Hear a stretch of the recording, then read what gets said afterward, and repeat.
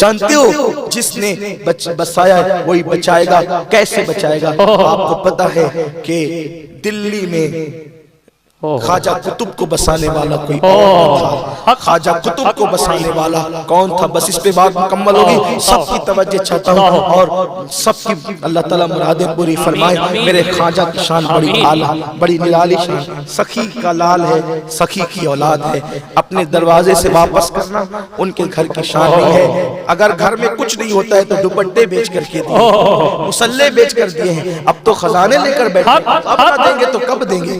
سنیو، یقین مضبوط کرو، یقین والوں کو ملتا ہے۔ میرے مرشد اجازت نے کہا تھا یقین والے کہاں سے چلے کہاں پہنچے، جو اہل شک ہیں اگر میں مگر میں رہتے ہیں، شک والے مت بنو یقین والے بنو۔ دیتے ہیں دیں گے، لیتا ہوں لوں، واہ واہ واہ واہ، دیتے ہیں دیں گے، لیتا ہوں لوں گا، اور نہیں لوں گا تو جاؤں گا نہیں، واہ واہ واہ واہ واہ، نہیں لوں گا چلوں گا نہیں۔ ارے اڑیل فقیر کو تو کنجوس بھی دے کر کے بھیجتا ہے، سخی داتا نے کب رکنا ہے، سخی دادا نے کب روکنا ہے؟ خواجہ قطب الدین بختیار کاکی کو بسایا دلی میں، اور جب بسایا اتنا متاثر ہوا بادشاہ کہ التمش مرید ہوا، آپ نے خلافت بھی دی، روزانہ کا معمول تھا بادشاہ کی بگی بابا قطب کی خانقاہ پہ آتی، اور بابا قطب بیٹھتے اوپر، بادشاہ بیٹھتا قدموں میں، اور پھر وہ روزانہ عصر سے مغرب تک دریا کی سیر کے لیے جاتی۔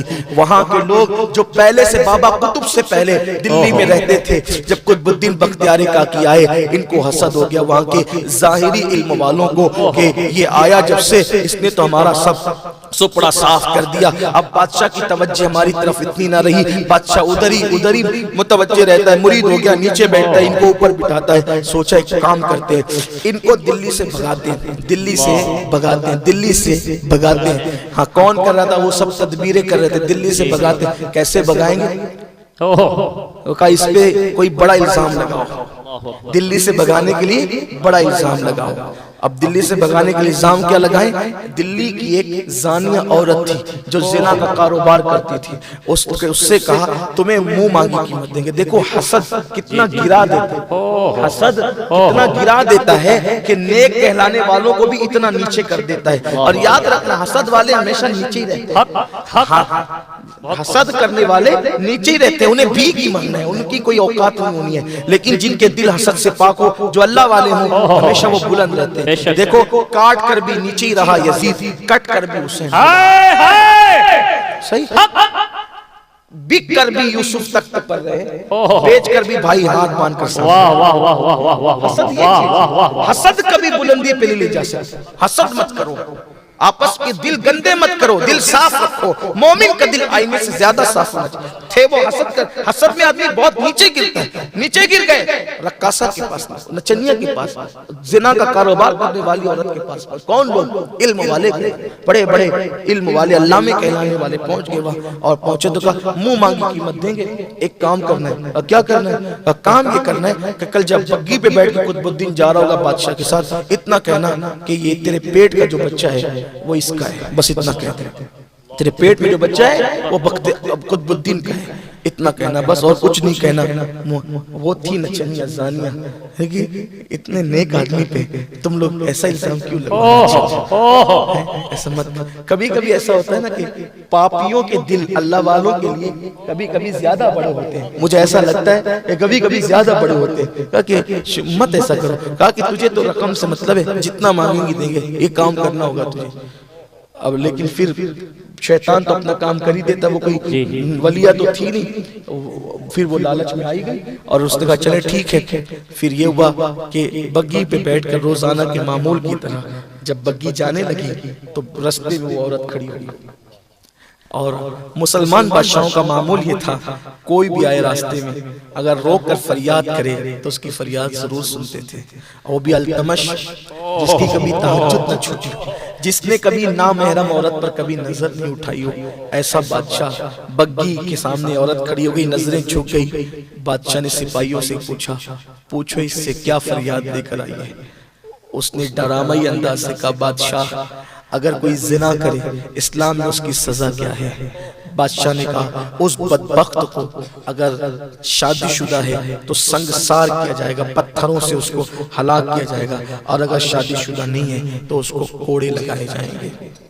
بادشاہ یہ سزا صرف عوام کے لیے ہے یا خواص کے لیے بھی ہے؟ بادشاہ نے کہا ہمارے ہاں کوئی عوام و خواص نہیں ہے، اللہ کے قانون کی زد میں کوئی بھی آئے گا اسے سزا دی جائے گی۔ اللہ کے یہاں دو نہیں ایک ہی قانون ہے، جو بادشاہ کے لیے وہی رعایا کے لیے، جو رعایا کے لیے وہی بادشاہ کے لیے۔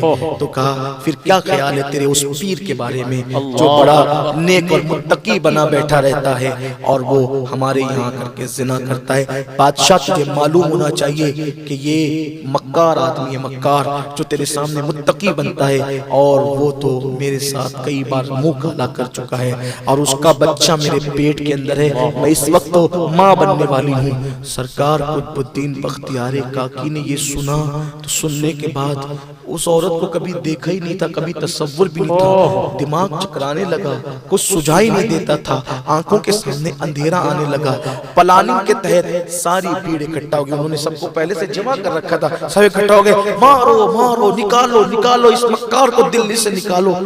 بادشاہ کی آنکھوں میں خون اتر آیا، میری عقیدتوں کے ساتھ اتنا بڑا مذاق، آپ کی نگاہیں تو کبھی اوپر نہیں اٹھتی، میں آپ ہمیشہ آپ کی موجودگی میں نے آپ کو اوپر بٹھایا، میں نیچے بیٹھا یہ سوچ کر کہ آپ آل نبی ہو، آپ عالم دین ہو، آپ متقی پرہیزگار ہو، آپ قرآن کا علم رکھتے ہو، اتنا بڑا ڈھونگ رچایا آپ نے میرے ساتھ، عقیدتوں کا اتنا ناجائز فائدہ اٹھایا، یہاں تو کچھ سجائی نہیں دے رہا، تو کیا سبائی پیش کریں؟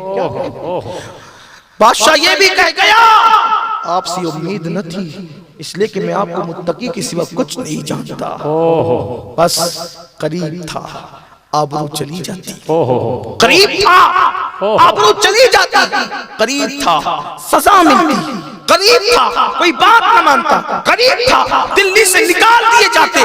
بختیار کاکی نے سوچا کیا کروں، کس کو بلاؤں، کس کو پکاروں، پیر تو دنیا سے وصال کر چکے ہیں، لیکن یقین مضبوط تھا، پوری ہمت کی، آنکھوں کے سامنے اندھیرا چھایا تھا، اجمیر مقدس کی طرف کیا، خواجہ مجھ پر کرم کرنا، دلی میں آپ نے بسایا ہے، آپ نے بسایا، آپ ہی بچائیں گے، میرے مرشد اس الزام سے اب مجھے آپ کے سوا کوئی نہیں بچا سکتا، بس اتنی فریاد کرنی تھی، گویا کہ یوں کہا ہو بکیر دابے بلا افتاد کشتی، ضعیفانو شکستہ رات و پشتی، باقے خواجہ عثمان ہارون مدد کن یا معین الدین چشتی، مدد کن یا معین الدین چشتی، مدد کن یا معین الدین چشتی۔ اتنا کہنا تھا کہ لوگوں نے اپنے ماتھے کی آنکھوں سے دیکھا، اپنے عصا سے کوئی بھیڑ کو ہٹا دیا، اپنے عصا سے، اپنے عصا سے کوئی بھیڑ کو ہٹاتے ہوئے آ رہا ہے، لوگوں نے توجہ کی تو وہ کوئی اور نہیں تھے، وہ خواجہ اجمیر چلے آ رہے ہیں، سرکار